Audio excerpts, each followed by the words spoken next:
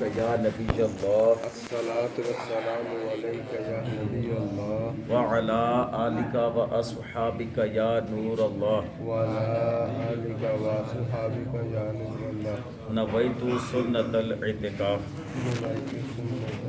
فرمان آخری نبی مکی مدنی صلی اللہ تعالی علیہ وآلہ وسلم، جو کوئی میرا امتی مجھ پر 10 مرتبہ ایک مرتبہ درود پاک پڑھتا ہے، اللہ تعالیٰ اس پر 10 رحمتیں نازل فرماتا ہے، اور جو 10 مرتبہ درود پاک پڑھتا ہے اللہ تعالیٰ اس پر 100 رحمتیں نازل فرماتا ہے، اور جو 100 مرتبہ درود پاک پڑھتا ہے اللہ تعالیٰ اس کی دونوں آنکھوں کے درمیان لکھ دیتا ہے کہ یہ بندہ جہنم اور نفاق کی آگ سے آزاد ہے۔ صلو علی الحبیب صلی اللہ تعالی علی محمد صلی اللہ علیہ وسلم۔ آئیے اچھی اچھی نیتیں کر لیتے ہیں، اللہ عز و جل کی رضا پانے، ثواب کمانے، علم دین حاصل کرنے، اپنے مرحومین کے صالح ثواب کے لیے قرآن پاک کو دیکھنے، چھونے، پڑھنے، سننے، اس کی برکتیں پانے، گناہ مٹانے، نیکیاں بڑھانے، ثواب کمانے اور قبر و آخرت کی تیاری کے لیے قرآن پاک پڑھتے اور سنتے ہیں انشاءاللہ۔ أعوذ بالله من الشيطان الرجيم بسم الله الرحمن الرحيم ألم تعلم أن الله له ملك السماوات والأرض وما لكم من دون الله من ولي ولا نصير۔ ترجمہ کنز الایمان، کیا تجھے خبر نہیں کہ اللہ ہی کے لیے ہے آسمانوں اور زمین کی بادشاہی، اور اللہ کے سوا تمہارا نہ کوئی حمایتی نہ مددگار۔ ترجمہ کنز العرفان، کیا تجھے معلوم نہیں کہ آسمانوں اور زمین کی بادشاہی اللہ ہی کے لیے ہے، اور اللہ کے مقابلے میں نہ تمہارا کوئی حمایتی ہے اور نہ ہی مددگار۔ لہو ملک، اسی کی بادشاہی ہے۔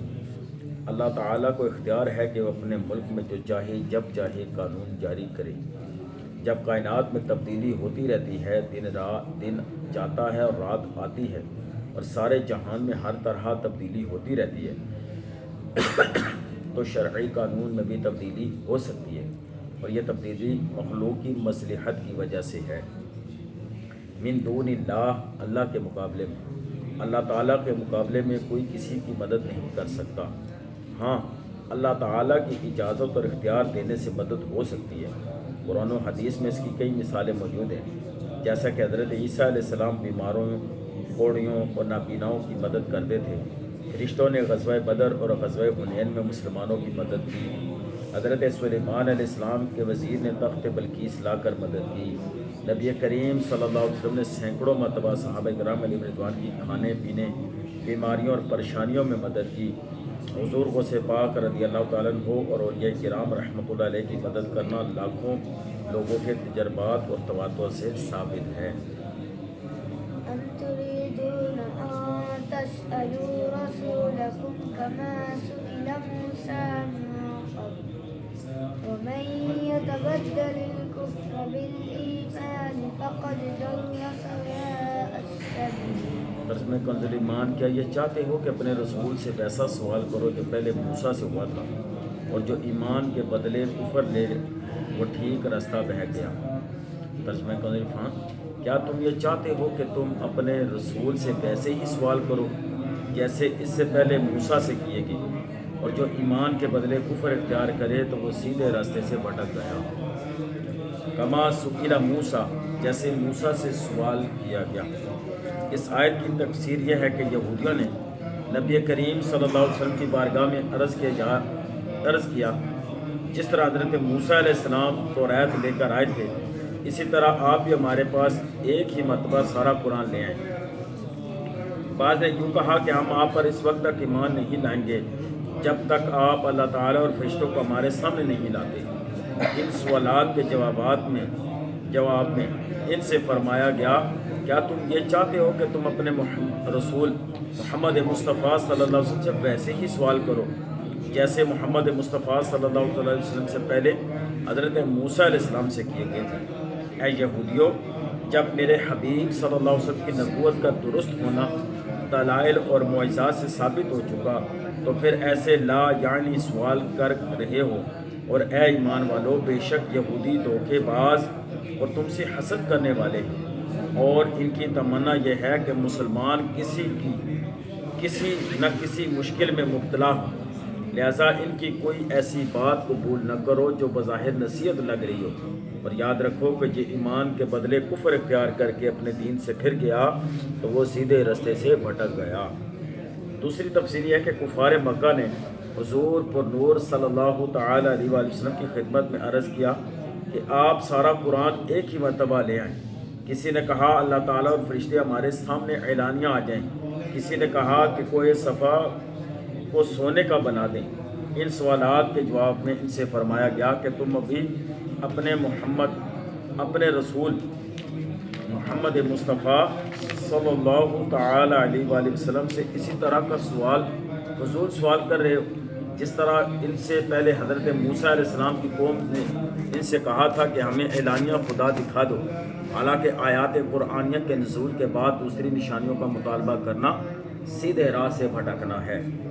اس آیت سے معلوم ہوا کہ صحیح مقصد کے بغیر سوال کرنا ممنوع ہے، نیز فضول سوال کرنا بھی ممنوع ہے۔ لہذا عوام الناس کو چاہیے کہ اس بات کو پیش نظر رکھے کہ علماء اور مفتیان کرام سے وہی سوال کیے جائیں جن کی حاجت ہو، زمین پر بیٹھ کر خواہ مخواہ چاند پر رہائش کے سوال نہ کیے جائیں۔ بعض لوگ علماء کو پریشان کرنے یا ان کا امتحان لینے یا ان کی لا علمی زائد کرنے کے لیے سوال کرتے ہیں، یہ سب ناجائز ہے۔ جیسا کہ حضرت ابو ہریرہ رضی اللہ عنہ سے روایت ہے، سرکار دو عالم صلی اللہ علیہ وسلم نے ارشاد فرمایا، میں تمہیں جس کام سے منع کروں اس سے رک جاؤ، اور جس کا حکم دوں اسے اپنی طاقت کے مطابق کرو۔ تم سے پہلے لوگوں کو محض ان کے سوالات کی کثرت اور اپنے انبیاء کرام علیہ السلام سے اختلاف کرنے نے ہلاک کیا۔ اس آیت سے یہ بھی معلوم ہوا کہ مسئلہ معلوم کر کے عمل کرنے کی بجائے خواہ مخواہ بال کی کھال اتارتے رہنا اور اپنے من پسند حکم کا مطالبہ کرنا یہودیوں اور مشرکوں کا طریقہ ہے۔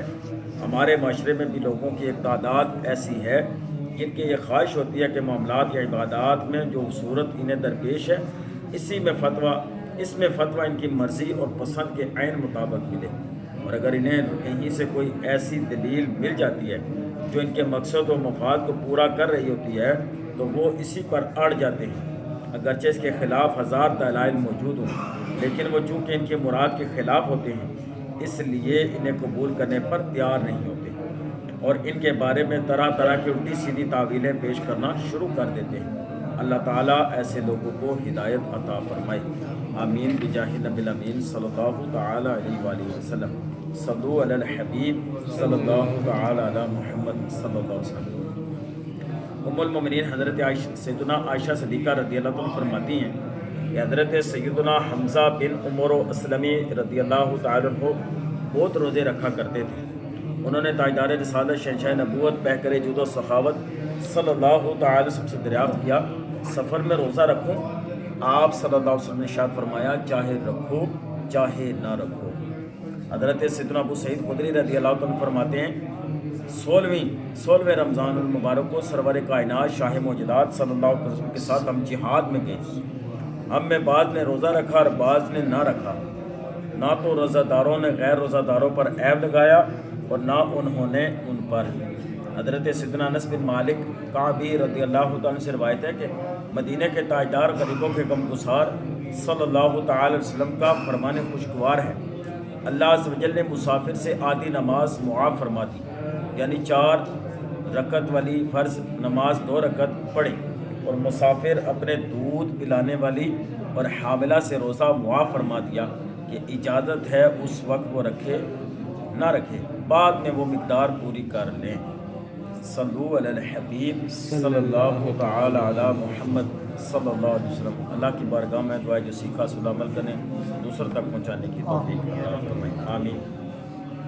بسم اللہ الرحمن الرحیم، الحمد للہ رب العالمین، والصلاة والسلام علی سید الانبیاء والمرسلین۔ الہ العالمین، نماز فجر کا ادا کرنا، ذکر و درود، ترجمہ تفسیر پڑھنا سننا، دیگر ٹوٹے پھوٹے اعمال کرنا اپنی بارگاہ میں قبول فرما۔ اے اللہ اس کے صدقے ہمارے والدین، ہمارے بہن بھائی، ہمارے عزیز و اقارب، ہمارے بیوی بچے، ہمارے اساتذہ، ہمارے پیر و مرشد، ہمارے آقا صلی اللہ تعالی وسلم کی ساری امت کی مغفرت فرما۔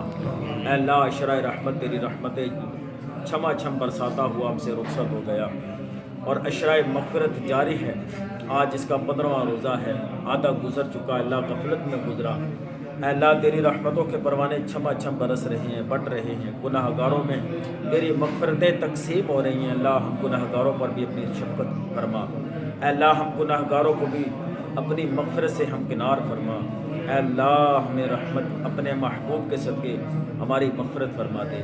اے اللہ ہماری خالی جھولیاں ہیں، خالی ہاتھ ہیں، اللہ نیکیوں میں نامہ اعمال میں کوئی ایسی نیکی نہیں جو تیری شان کے مطابق ہی ہو۔ اللہ اپنے حبیب کے صدقے ہماری مغفرت فرما دے، ہمارے والدین کی، ہمارے بہن بھائیوں کی، بیوی بچوں کی، ہمارے آقا صلی اللہ تعالی وسلم کی ساری امت کی مغفرت فرما دے۔ اے اللہ پریشانیاں ہیں، بیماریاں ہیں، دکھ درد ہیں، تکلیفیں ہیں، آزمائشیں ہیں، اللہ دور فرما دے۔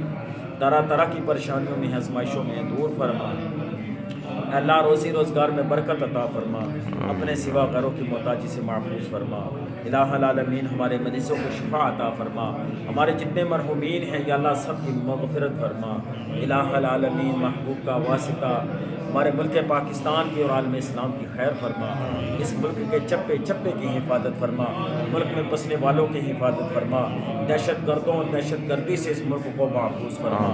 اللہ تمام مملکت اسلامیہ کی سرحدوں کی اور ان لوگوں کی حفاظت فرما، مسلمانوں کو آپس میں اتفاق اور اتحاد عطا فرما۔ اے اللہ ہم پر جتنی بھی آزمائشیں تکلیفیں ہیں دور فرما دے۔ وصلی اللہ تعالی علی خیر خلقہ محمد صحابہ اجمعین برحمتہ۔